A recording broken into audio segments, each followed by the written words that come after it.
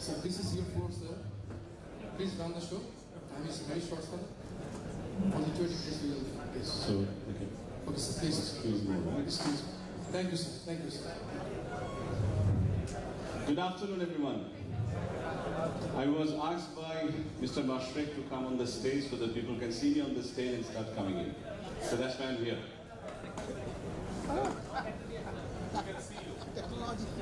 Not you.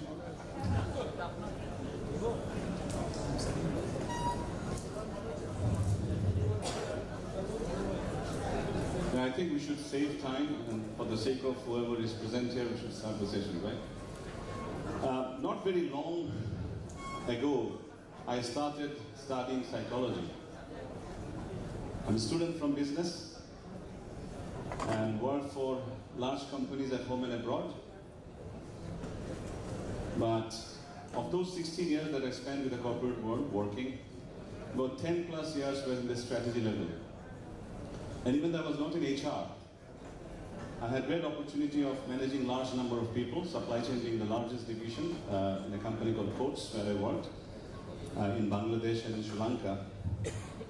And later on, when I got into this identity, which is a trainer come consultant, I realized that the more I study human psychology, I can do a better job for the people I serve.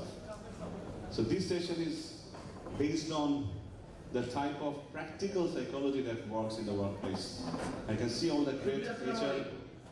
একজন participant CNG করে সেনাবাহিনী এসেছেন। CNG ড্রাইভারকে তার ভাড়া দেওয়া হয়নি। Driver অনেক সময় ধরে সেনাবাহিনীর গেটের সামনে অপেক্ষা রয়েছে। দয়া করে অতি সত্ত্বর সিএনজি ভাড়াটা দিয়ে যান। আমি আবার বলছি, একজন পার্টিসিপেন্ট সিএনজি করে সেনাবাহিনী এসেছেন। That's psychology. সিএনজি ড্রাইভারকে তার ভাড়া দেওয়া হয়নি। CNG driver To face. Now, the time has been now shrunk to what? 20 minutes, okay? So I'll try to, yeah, okay.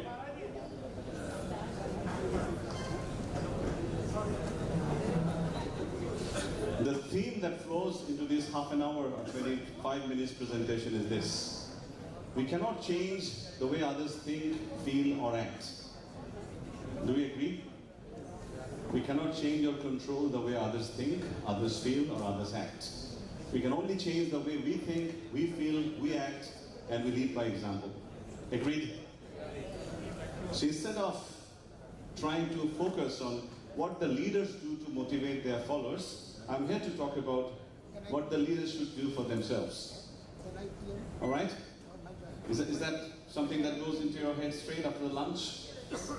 In the graveyard shift session, as we call?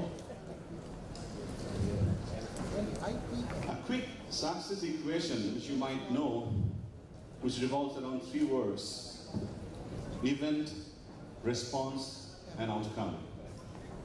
How many of you agree that events by itself has no meaning, and we give meaning to any event in our life based on the type of emotion we hold? Is that something that you agree? Or do you think event itself has a meaning? We give meaning to every event based on our emotion.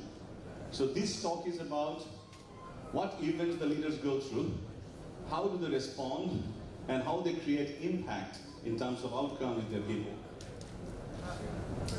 I want you to do a quick thing. I know that it's a post-lunch scenario. I want you to meet about 3 people whom you have not met before, but meet them with an annoying face. Please do that for 10 seconds, quickly. Go and meet 3 persons around you, quickly. But give them a very annoying face. Please stand up, move around. After lunch, good movement is good. Very quickly. Introduce yourself with someone in a way that you are annoyed. Show that you are annoyed. Give them an annoying face. You must look very annoyed in your face. All right, very good. Next one.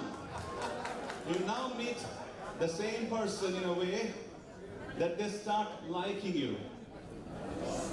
Behave in a way that they start liking you. Wonderful. I don't see much movement at the back. Meet 3 persons in a way that they start liking you. All right, very good. Now quick switch again. Meet the person in a way as if you are meeting your lost love.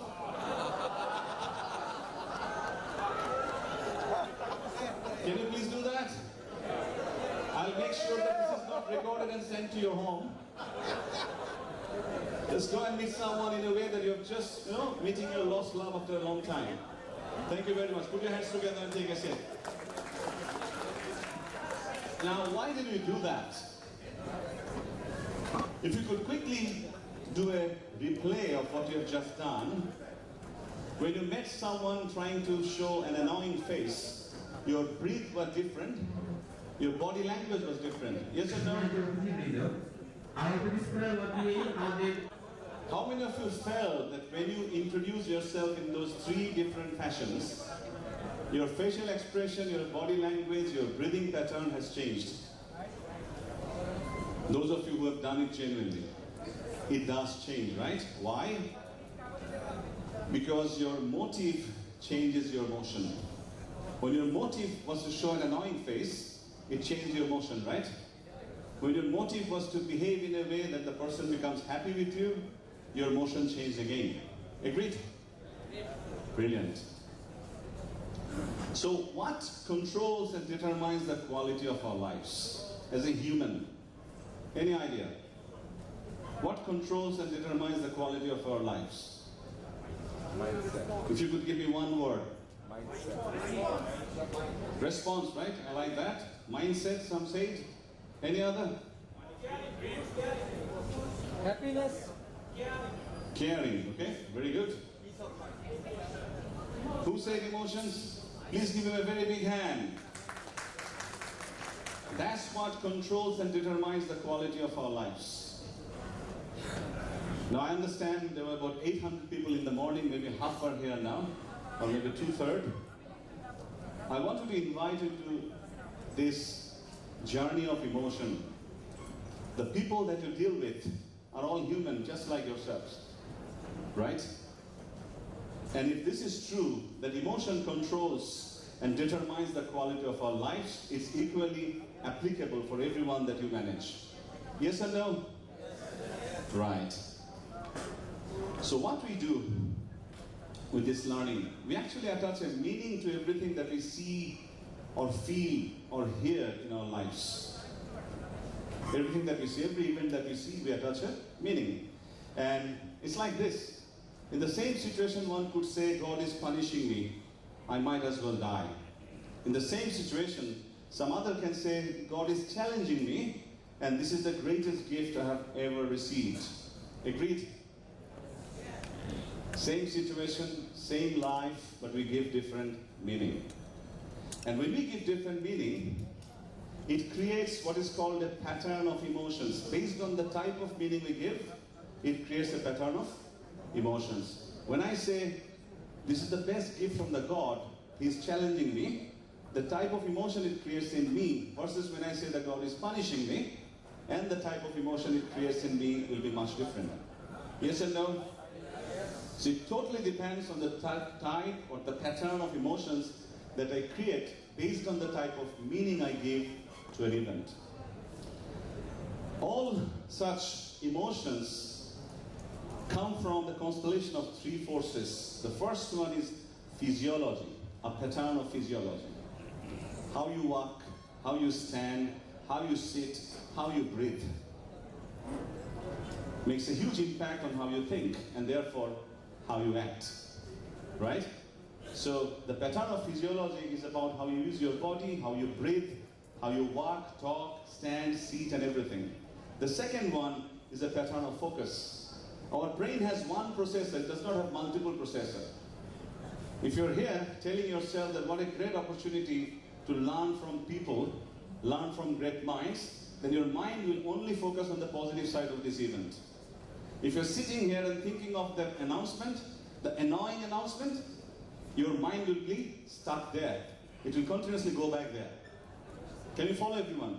So where you focus also determines your emotion. The third one is a pattern of language, or the meaning that you give. We all had a great lunch, right? If someone sitting next to you asks you, How was the lunch? Okay. Someone said it was fantastic. Someone might say, I had this mutton, after a long time. It was really well cooked, right? Someone might say, I was really impressed with the arrangement for these 800 people. They dealt it with so much efficiency. So the type of word we use also affects the meaning in our mind. Three things: how we use our body, physiology, how we focus on certain things, whether I want to focus on the good things, I want to focus on the bad things. And the third one is the type of words or language that we use. These three works like the pillar to create our emotion. Now, if I may ask you with due respect, with all the giant HR professionals in the room, which one would you put more weightage on when you manage your people? Intellect, energy? Please give me some answer. Intellect, right? Now imagine you have all the knowledge in your hand. In a cell phone, you almost have 85% of the world's knowledge.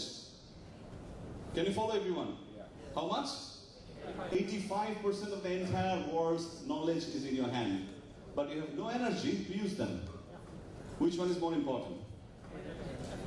Which one? Energy. I was so impressed when the resource person from Sri Lanka was mentioning about it.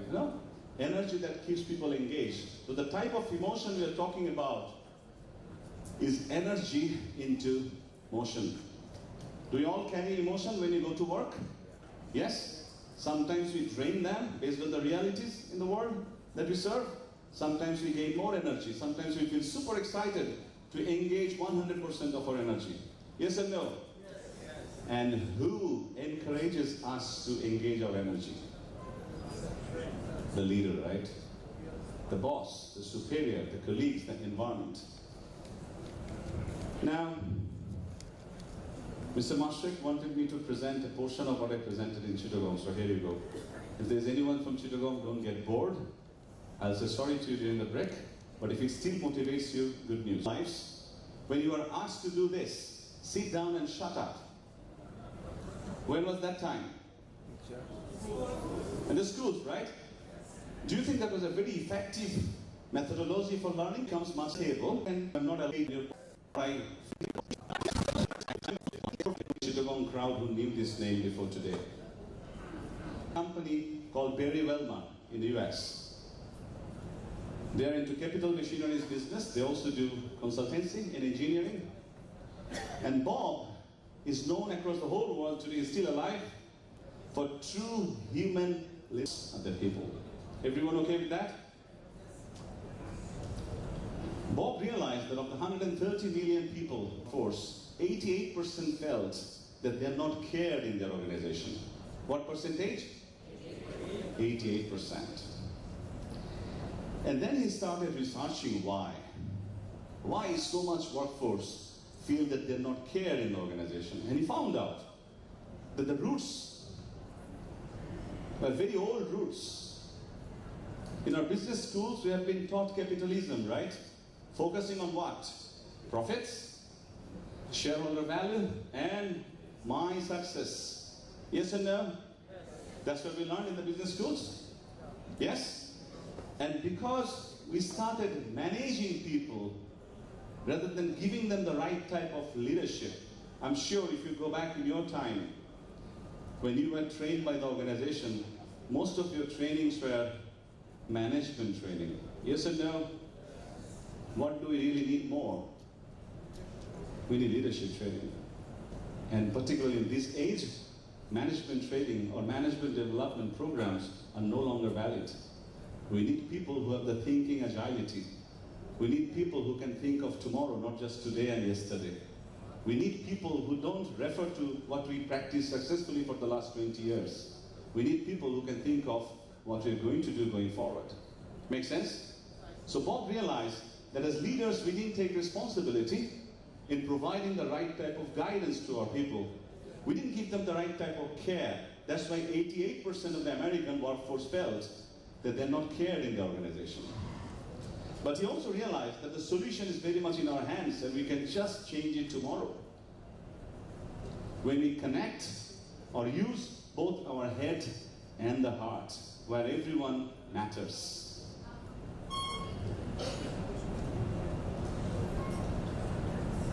And at Berry Welmer, they say, as leaders, we have only 4 things to do. I want you to draw your attention on that. I'm sure all the great discussions we had in the morning, it will not be out of the scope to sum it up this way. The first one, they say, is create an environment where the individual discovers his or her gifts. What that really means, every one of us are uniquely gifted. Yes or no? Yes. Every one of us have special liking and disliking. Every one of us has positive motivation and negative motivation. Yes or no? Yes. So as leaders, our job is to find out what their gifts are and then help them to develop their gifts more in our supervision, in our organization. Thirdly, help them to share their gifts with others. And last, but the most important one, for doing all this, we reward and recognize those people. So really, as leaders, we have only 4 simple tasks. If I may ask you with due respect, there are many head of HR here. In your organization, when you recruit a new person for your business, do you have a process in place to match their motivation with your company's motivation? Please raise hands. Or do you only check the skill? Only check the skill. Great. A few hands, which is very encouraging. Now imagine a person comes with the entire world's knowledge, but his motivation is to do something which your organization does not offer. What will happen? Will he be motivated to contribute? No, right? So great organizations would actually scan the candidate's mentality to understand whether he's motivated for the same very reason that motivates the company to exist. Right? You need to map the motivation first. And then help that person to grow his unique capability, help that person to share his capability with others, and finally, reward and recognize that person. Bob brings in this beautiful analogy when he talks about this human leadership. He says when a father takes his daughter to the church, and when he announces that me as her father and her mother has decided to wed her with you gentlemen, right? And we hand over this precious human to you for you to look after her. That's what she officially says, right? That's an official thing that the parents would normally announce when they're wedding their daughter.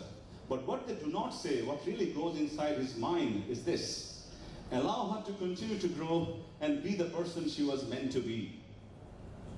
Right? That's what the parents really want. Because the daughter is very precious to the parents. And the newlywed couple, or the guy who's getting married to his daughter, will also look after her daughter to be at her best. That's what we need to consider when you recruit our people. Bob at Berry Welmer has about 7,000 plus people, and this company is about $1.5 billion company. Very old company. And Bob realizes that we can have a dramatic impact on the world if we accept the responsibility for that life, that precious life. He also goes on, highlighting that when people do 100 excellent work in the business, we don't notice them. When they just do one mistake, we immediately go after them. Yes or no? So in a place where the employee does not feel that he matters, he goes back home and spends time in a very sad mood, as you can see in the picture. But on the other hand, when you ask people about their opinion, when we appreciate what they do, they go back happily to their home and they realize that they matter to the organization. So going forward, what Bob suggested, that firstly we need to recognize them as human with a heart. Yeah? And we provide the type of leadership which gives them a feeling that they're treated in this organization as a human, as an individual, as a unique person. Now here's a story to support what type of leadership Bob has practiced and has created this enormously motivated set of employees, which is 7,000 in number.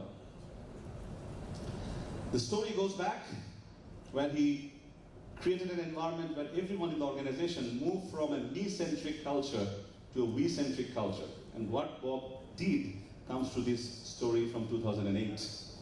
When US was hit by this recession, Baby Wellmer lost about 30% of their orders overnight. How much? You can understand an organization losing 30% order overnight. What can happen to them? Very panicking situation, right? So the whole board had an emergency meeting, and the board came up with an assessment that we need to save $10 million immediately. And the easiest solution, and the most logical one, of course, in everybody else's mind, was to lay off people to save $10 million. But when everyone said so, Bob Chapman denied the board's decision. He said, give me a day, let me come back. And Bob said, I believe in heart count, not the head count. So I don't want to take that route of laying off my people so easily. So he came back with a suggestion that everyone in the company, right from the chief executive to the junior most secretary, has to take 1 month long or 4 weeks long unpaid leave. Are you all here? Can you all follow the example? So he came and said, to save $10 million, I make this proposal. I don't want to get rid of anyone from the business, even though we don't have 30% orders, right? We have people, but we have no work. And he said, in this 4-week-long unpaid leave, you have flexibility. You can take this leave any time during the year. Also, you can exchange leave with others. So what has happened is, based on Bob's communication, which I'm going to talk in a minute, let me tell it now. The whole thing started